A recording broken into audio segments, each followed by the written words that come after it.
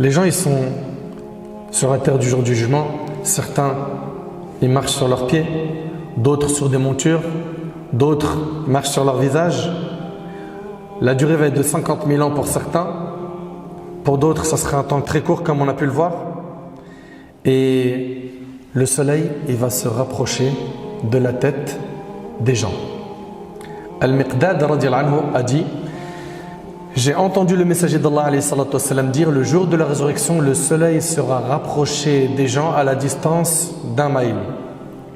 Sulaym ibn Amir, qui rapporte le récit d'Al-Miqdad, a dit: par Allah, je ne sais pas ce qu'il a voulu dire par maïl. Est-ce la distance connue sous ce nom, ou est-ce la longueur du bâtonnet à rimel? Parce que ce mot, il a les deux sens. Les gens seront alors submergés par leur sueur selon la valeur de leurs œuvres. Certains le seront jusqu'à la cheville.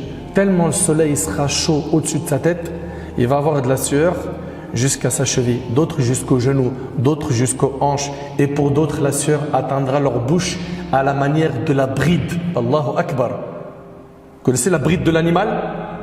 Le prophète sallam fit signe de sa main à la hauteur de sa bouche, rapporté par l'imam Muslim. Et dans un hadith rapporté par l'imam al-Bukhari, d'après Abdullah ibn Umar radiyallahu anhu, le prophète sallam a dit: le jour où les gens se tiendront debout devant le Seigneur des mondes, ils seront dans une situation où l'un d'eux sera couvert par sa sueur jusqu'à la moitié de ses oreilles. Subhanallah. Le niveau de sueur des gens va varier en fonction de leurs actes. Plus la personne a œuvré dans le bien, dans l'ici-bas, moins elle va suer le jour du jugement. C'est pour cela que la sueur va arriver pour certaines personnes au niveau de leur cheville, pour d'autres au niveau de leurs genoux, pour d'autres au niveau de quoi? De leur torse. Et puis, les gens, ils attendent le jugement. Allah tabaraka ta'ala n'a pas encore fait commencer le jugement. Et qu'est-ce qui se passe? Eux qui sont sous le soleil,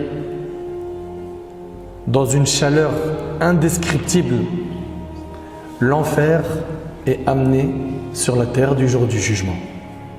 Allahu Akbar.